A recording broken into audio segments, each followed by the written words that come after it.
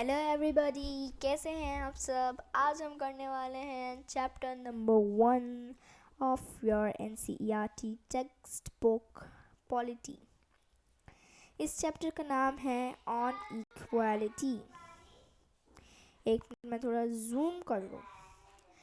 देखो, what is equality. Equality is our right.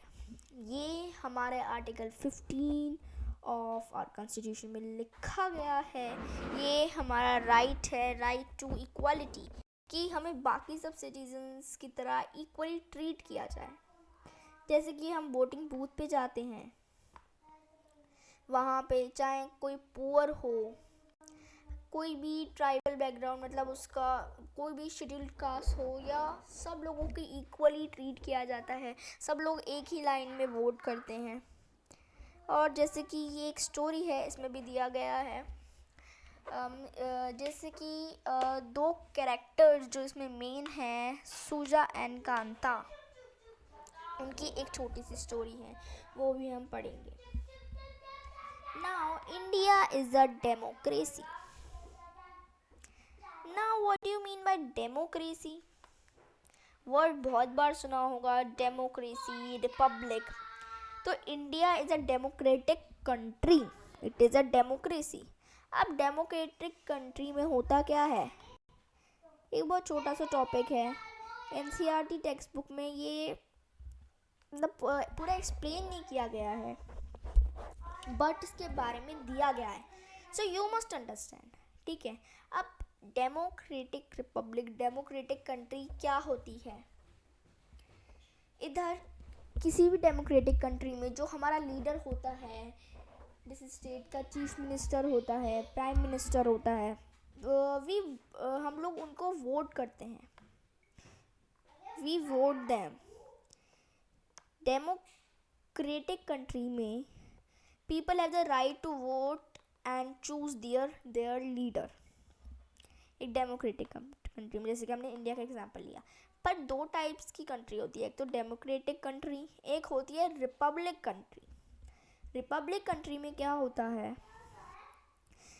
these citizens और people don't have the right to vote। जैसे कि हम Britain का एग्जाम्पल लें, हमने ब्रिटेन का एग्जाम्पल लिया, ठीक है।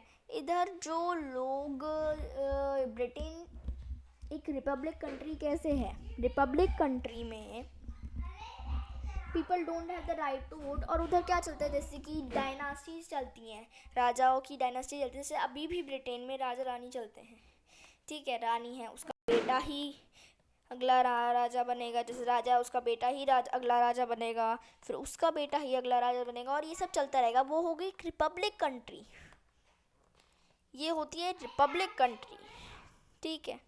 तो अब आपको डेमोक्रेटिक कंट्री और रिपब्लिक कंट्री में फ़र्क आसानी से नज़र आ गया होगा, ठीक है। Crystal clear everybody. Now 6th class की बुक में we looked at the key elements of democratic government. These include people's participation, the resolution of conflict, equality and justice. देखो, क्लास 6 की बुक में हमने बेसिक जो क्या होता है वो देखते हैं, ठीक है। Now equality is a key feature of democracy and it influences all aspects of its functioning. In this chapter, you will read more about equality. इस चैप्टर में आप इक्वालिटी के बारे में और डिटेल में पढ़ोगे। इक्वालिटी होती क्या है, ये इम्पोर्टेंट क्यों है डेमोक्रेसी में या कोई सी भी, एंड वेदर और not everyone is equal in India, ठीक है। ये तो आप बता ही सकते हो। टेल मी, इंडिया में अभी भी सब लोगों को इक्वल माना जाता है, isn't it? No, it is not.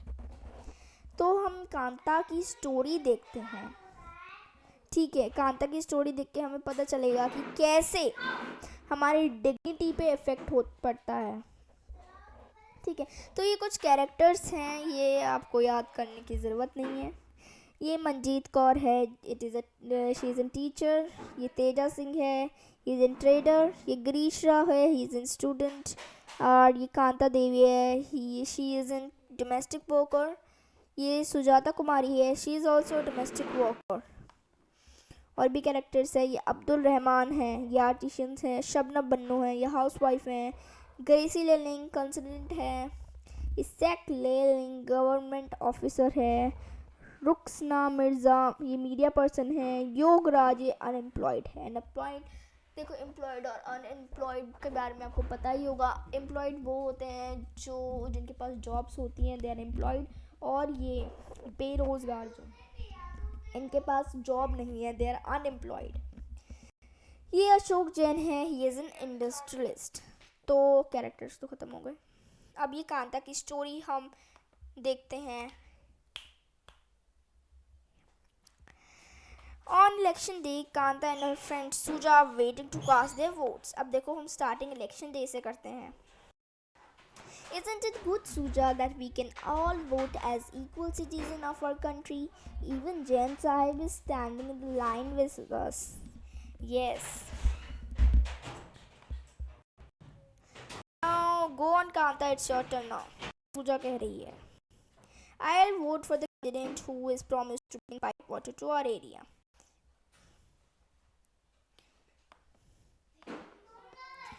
तो वो किस कैंडिडेट को वोट करेगी? Who is promise to bring pipe water in their area. फिर लेटर की स्टोरी हम देखते हैं बात की। We'll see you later Kanta. Yes नमस्ते साहिब। ये कांता एक डोमेस्टिक वर्कर है, तो वो अपने जहाँ पे वो काम करती है उनसे बात कर रही होगी इधर। No Gudiya has been running fever and I have to take her to the hospital. Gudiya is her daughter. Now उसको हॉस्पिटल ले जाना पड़ेगा, गवर्नमेंट हॉस्पिटल में जो वो ले जाएगी। But I will have to finish the work at साहिब। वो अपने साहिब के घर में पहले काम फिनिश करेगी, then she will ask for some advance.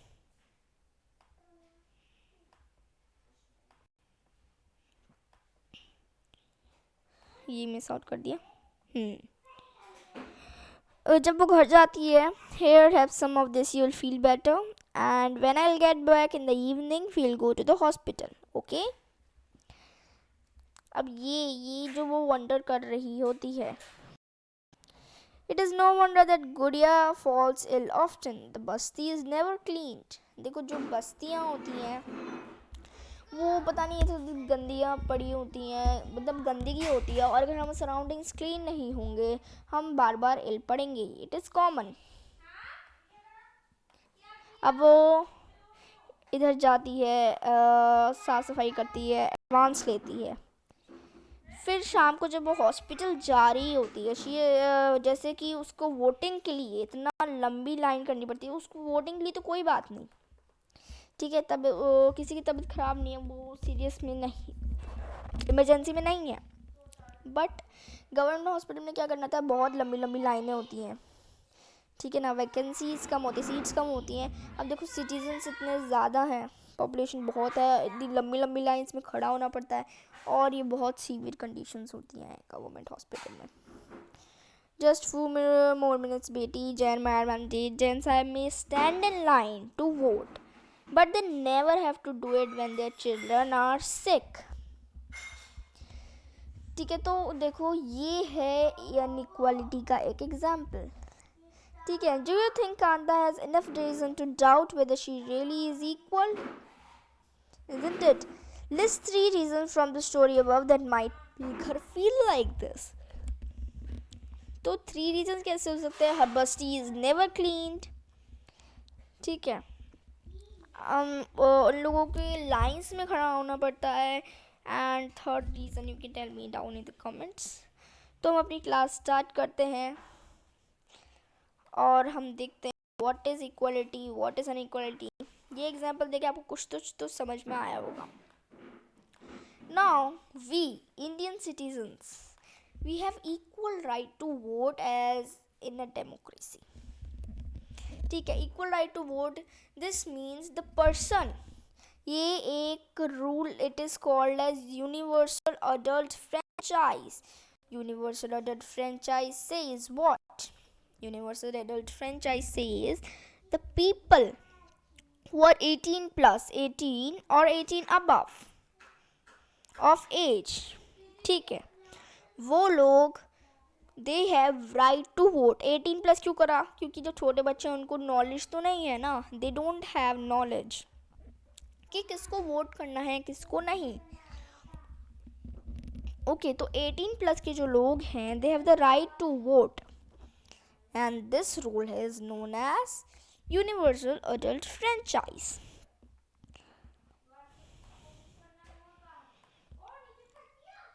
This is an essential aspect of all democracies.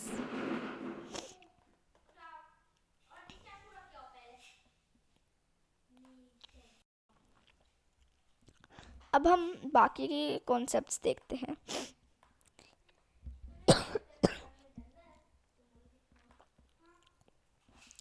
Other kinds of equality. देखो, कांता जैसी बहुत सारी मीडिया हैं जो कि डेमोक्रेटिक कंट्री में रहती है, डेमोक्रेटिक इंडिया में रहती हैं, and who have the right to vote but whose daily living and working conditions are far from equal. ठीक है, apart from being poor, people in India experience inequality in different ways. मैं आपको बहुत सारे veg गिना दूंगी। India में बहुत सारे तरीक़ों से इनइक्वालिटी होती ही होती है। ठीक है, अभी भी होती है, इनफैक्ट पहले तो बहुत होती थी। अब कॉन्स्टिट्यूशन में राइट टू इक्वालिटी है तो अनइक्वालिटीज़ थोड़ी कम हुई है, बट सारी मिट नहीं गई हैं, अभी भी इनइक्वालिटीज़ हैं। Let us see what this means by reading two stories given below. Each of these is based on real incidents in people's life. अब ये रियल इंसिडेंट्स से बेस्ड दो स्टोरीज ये दे रही हैं। अब हम एक स्टोरी पढ़ेंगे। ठीक है, ये रियल लाइफ स्टोरी है, इससे बेस्ड क्वेश्चंस पूछे जा सकते हैं, सो प्लीज नोटिस है। Let us read a story about the experience of a Dalit child attending school. You have already read about Dalits in class 6th book. देखो, दलित कौन होते हैं? दलित जो टर्म है उसका मतलब है ब्रोकन। ठीक है, मतलब टूटे हुए। They are so called lower caste. जो लोअर क्लास हैं उनको हम दलित्स भी बोलते हैं। To address themselves. Now Dalits means broken, and by using this word, lower castes are pointed to how they were and continue to be. They are seriously discriminated against. 6th class की text books में हमने पढ़ा था discrimination क्या होता है, discrimination और stereotypes में डिफरेंस क्या होता है। देखो, स्टीरियोटाइप्स होते हैं जो लोग टाइप्स देते हैं, जैसे कि मैं बहुत सारे एग्जांपल दे दूँ। स्टीरियोटाइप्स जैसे कि बॉयज़ और गर्ल्स में बहुत स्टीरियोटाइप्स होते हैं। Boys play with cars. देखो, छोटी लेवल में मैं तुम्हें बता रही हूँ। Boys play with cars, they are strong. ठीक है, गर्ल्स क्या होती हैं? They are so sweet, charming. ठीक है, तो ये तो बॉयज़ और गर्ल्स दोनों हो सकते हैं। ठीक है, ये लिखा हुआ नहीं है, कहीं लिखा हुआ नहीं है। दे आर स्टीरियोटाइप्स जो लोग बोलते हैं। डिस्क्रिमिनेशन क्या होता है? स्टीरियोटाइप से काम, जो working on stereotypes and making them into reality. मतलब वो सच में स्टीरियोटाइप्स के बेस पर लोगों पे उसी तरीके से एक्ट करते हैं। They act on other people like this. ठीक है, जैसे कि डिस्क्रिमिनेट करते हैं बॉयज़ और गर्ल्स को। मतलब डिस्क्रिमिनेशन के बहुत सारे एग्जाम्पल हैं जो इस चैप्टर में भी दे रखे हैं। We will discuss about that. देखो, अब हम एक दलित चाइल्ड की बात करते हैं, that is Om Prakash Valmiki. He is born in 1950 and died in 2013. He is a famous Dalit writer. Om Prakash Valmiki is a writer जो उन्होंने एक बुक लिखी थी, जूठन। ठीक है, उसका नाम है जूठन। ये बुक में उनके रियल लाइफ एडवेंचर्स, जैसे कि ये नहीं कि वो जंगल में गए ये सब हुआ, वो नहीं। लाइक वो दलित थे, उनके साथ कैसी अनइक्वालिटीज़ हुई, वो उन अनइक्वालिटीज़ को कैसे झेलते वो इतने सक्सेसफुल बने। and it is a very good book about his story of life. In his autobiography Juthan, he writes, उन्होंने लिखा था, ये एक पार्ट लिया गया उनके नॉवल में से, I had to sit away from the others in class. देखो पहले क्या होता था, जो स्कूल्स होते थे, स्कूल्स में भी डिस्क्रिमिनेशन होता था. जो दलित लोग थे उनको दूर बैठ के क्लास टीचर के मतलब नीचे बैठते थे, वो सीट पे नहीं बैठते थे, दूर बैठ के उन्हें पढ़ना पड़ता था. I had to sit away from others in class and two on the floor. The mat ran out before reaching the spot I sat on. यानी कि जो मैट्स थे, जो जब वो ज़मीन पे बिना मैट्स के, बिना चढ़ाई के, कुछ ठंडे ठंडे फर्श पे वो बैठते थे.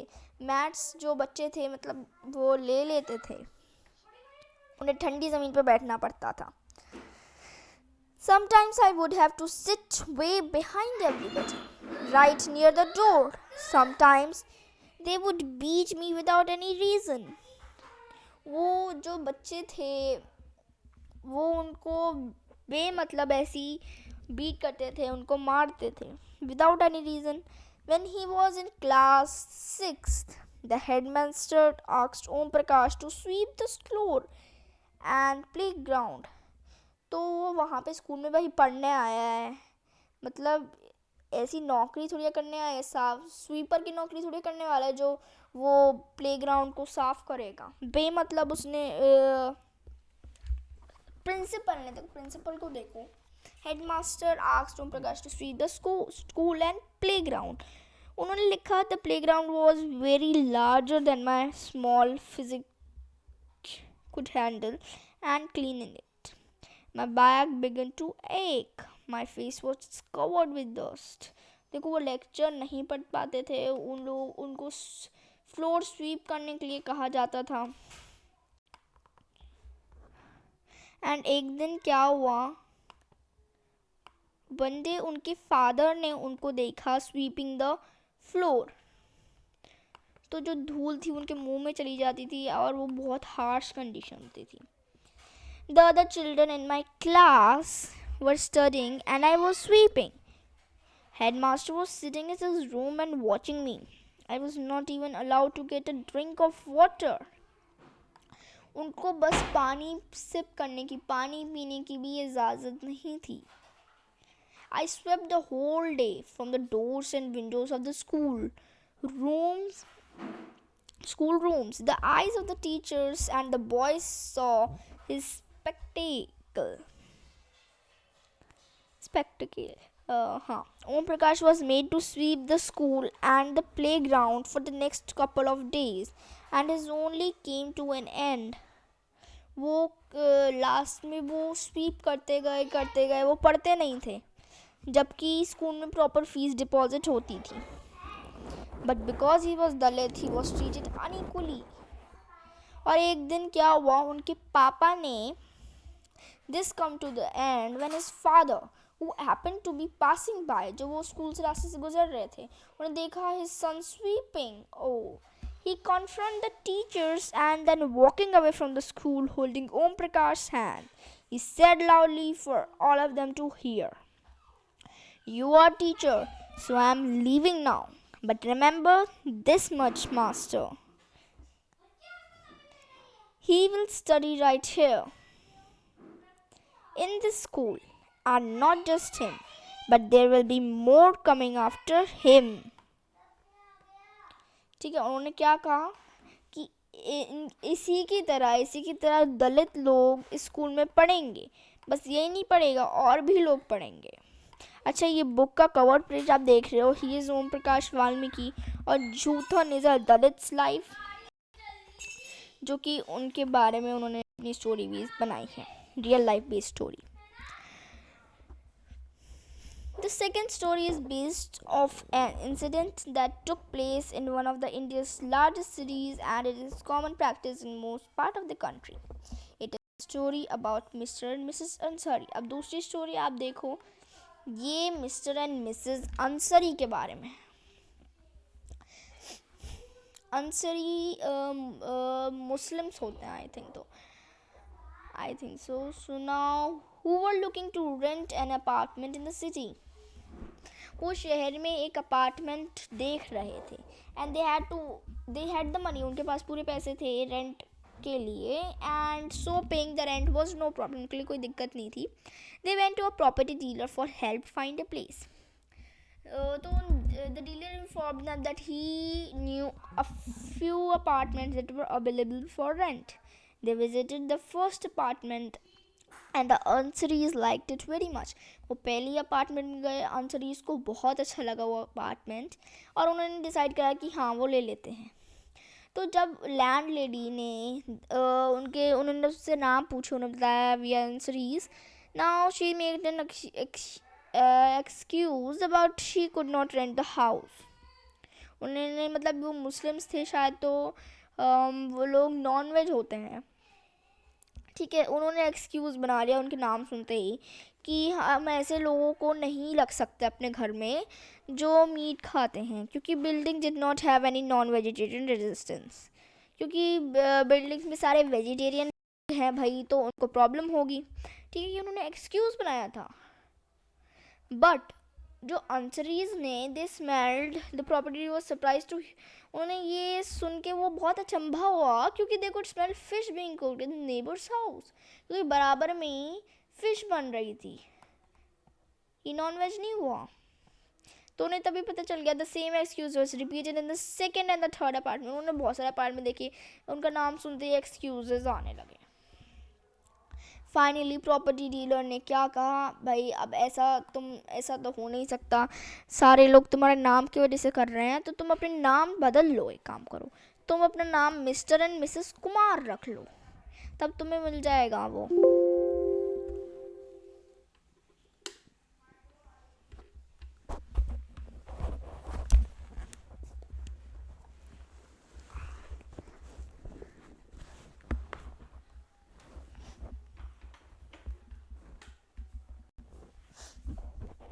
The Ansaris were reluctant to do this and decided to do some more. तो उन्होंने सोचा कि नहीं हम ऐसा नहीं करेंगे, पर उन्होंने और भी उन अपार्टमेंट देखे. तो एंड में उन्होंने पूरा 1 मंथ लग गया अपार्टमेंट ढूंढने में. Look around for the found a landlady who was willing to give them a place on land. ठीक है, फिर उन्हें एक लैंडलेडी मिली जो अपना घर रेंट पे देने के लिए she was willing to give her home to rent. तो जो मिस्टर और मिसेस अंसरी थे उनसे बोला गया कि आप अपना नाम चेंज करके कुमार रख लो. They reflected their dignity. Now said the term dignity. What is dignity? अच्छा, if you were one of the Ansaris, how would you have responded to the suggestion that to change your name? तुम क्या करते अगर तुमसे कोई कहता कि अपना नाम बदल लो? अगर तुम अंसरी हो, तुमसे कहता कोई मिस्टर एंड मिसेस कुमार कर लो, नहीं ना, तुम्हें बहुत बुरा लगता. Can reflect your dignity. Can you think of an incident in your life in which your dignity was violated? How did this make you feel? जैसे कि ये इंडिया में बहुत होता है, इट इज़ वेरी कॉमन. एक मूवी में I don't know that remember it's name, but एक मूवी इधर दे रखी है. इधर क्या हुआ था, एक शू मतलब एक छोटा सा बच्चा था, वो शू पॉलिश करता था. ठीक है, वो उसने क्या करा, एक आदमी आया, उसने शू पॉलिश करा उसका. देन उसने अपने पैसे के लिए मांगा, तो फिर उसने बस उसके मुंह पे ऐसे फेंक दिया, उसके मुंह पे सिक्का फेंक दिया ऐसे ही. तो वो बच्चा खड़ा हुआ very proudly. He was very brave. वो खड़ा हुआ. अच्छा, फिल्म दीवार, वो दीवार थी वो. ठीक है, वो बच्चा खड़ा हुआ. उसने बोला कि अगर मैं अपना काम अपनी मेहनत से कर रहा हूँ, अपनी मेहनत से काम कर रहा हूँ, तो मेरी फ़ीस भी आपको रिस्पेक्टिवली देनी चाहिए. I should be respected properly. ठीक है, मैं भी तो काम कर रहा हूँ, मैं अपनी कमाई का ही तो खा रहा हूँ, भीख थोड़ी मांग रहा हूँ मैं यहाँ पे. Now in the film Devar, a boy who works as shoe shine refuses to pick up a coin thrown at him. He feels that there is dignity in the work that he does and insists of his fee be given respectfully.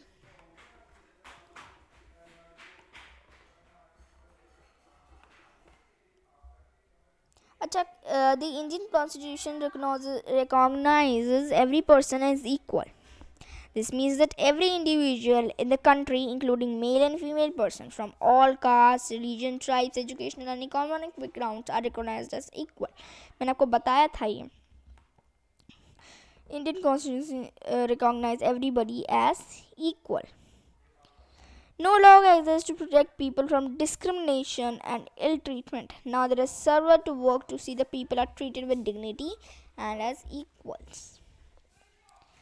The recognition of dignity includes some of the following provision in the Constitution. First, that every person is equal before law. अब हम एक extract भी दे रखा है. अच्छा ये हाँ पहले क्या हुआ था तमिलनाडु में जो ज़ीरो हंगर प्रोग्राम शुरू हुआ था जिसमें सारे जो भी बच्चे थे गवर्नमेंट स्कूल के उनको फ्री में वो जो फूड खिलाते थे क्योंकि क्या होता था इसके बहुत सारे रीजंस हैं. जो बच्चे थे वो पुअर ट्राइब से आते थे या तो उनको वैसे खाना नहीं मिलता है, वैसे बहुत मुश्किल से मिलता है.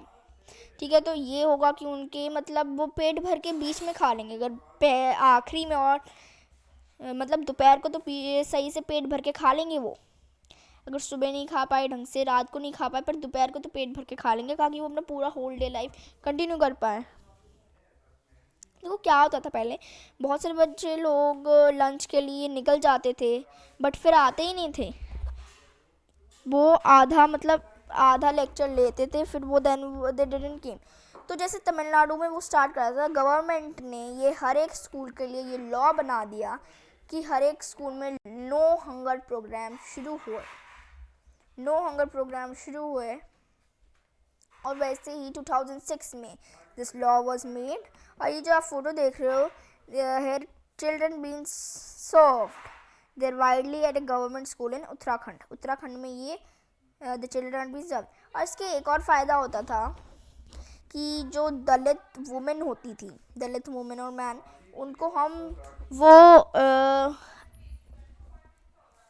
उनको वो काम पे रख लेते serving food for serving and making food. वो उनकी भी अनएम्प्लॉयमेंट ख़त्म हो जाती थी, वो भी अपना काम कर लेती थी. ठीक है, तो इसके इतने सारे फैसिलिटीज़ जो मिल रही हैं, ठीक है, इतने सारे इसको फ़ायदे हो रहे हैं, तो ये एक अच्छी बात है ना.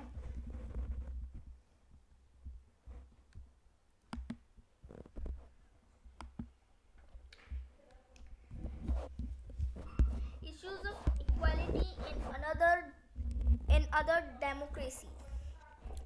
You are probably wondering whether India is only democratic country in which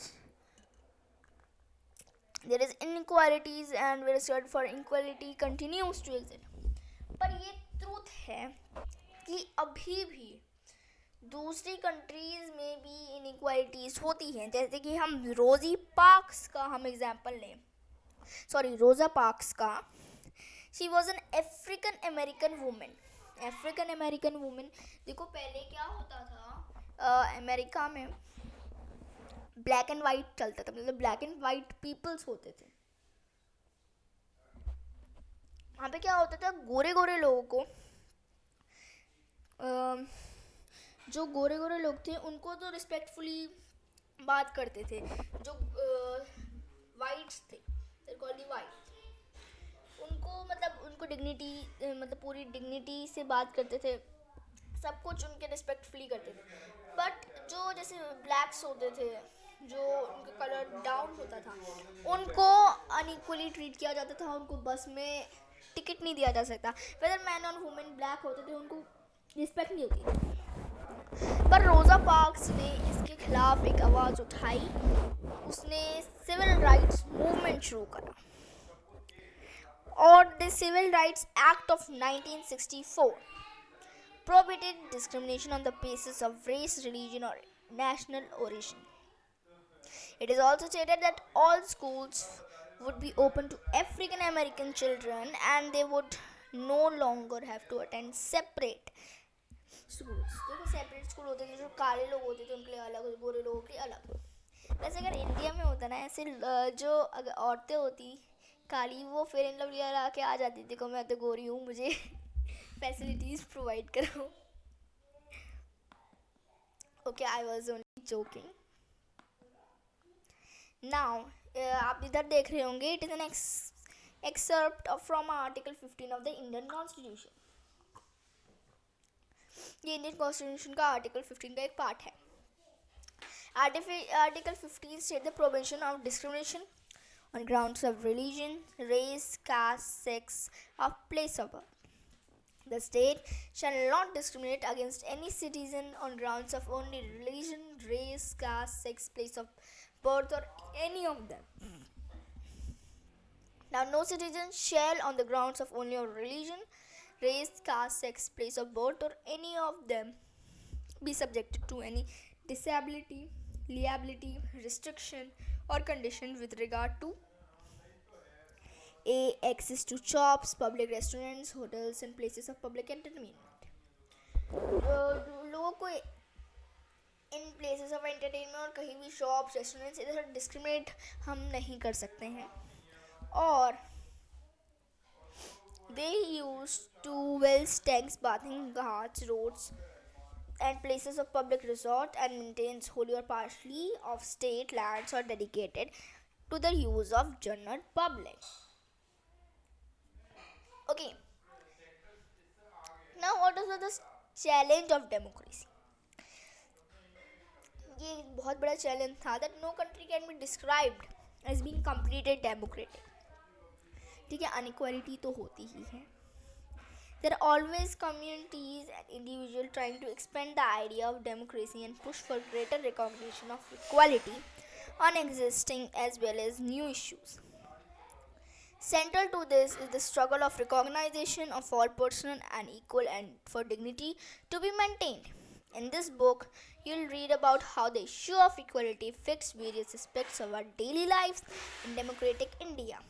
As you read these chapters, think about whether the equality of all persons and their being able to maintain the dignity is upheld. तो इस book में आप equality और inequality के issue बहुत पढ़ने वाले हैं. जैसे कि हम इससे एक एग्जांपल था इसी बुक में, सपना जो कि एक कॉटन फार्मर थी. ठीक है, उसके साथ भी अनइक्वालिटी हुआ था और बहुत सारे एग्जांपल्स हैं. ठीक है, तवारी मूवमेंट एक शुरू हुआ था. Now India sees ability in you. ठीक है, तो अब ये लेक्चर हमारा एंड होता है. Thank you for being here. Bye bye. Keep learning, keep growing. Thank you everybody.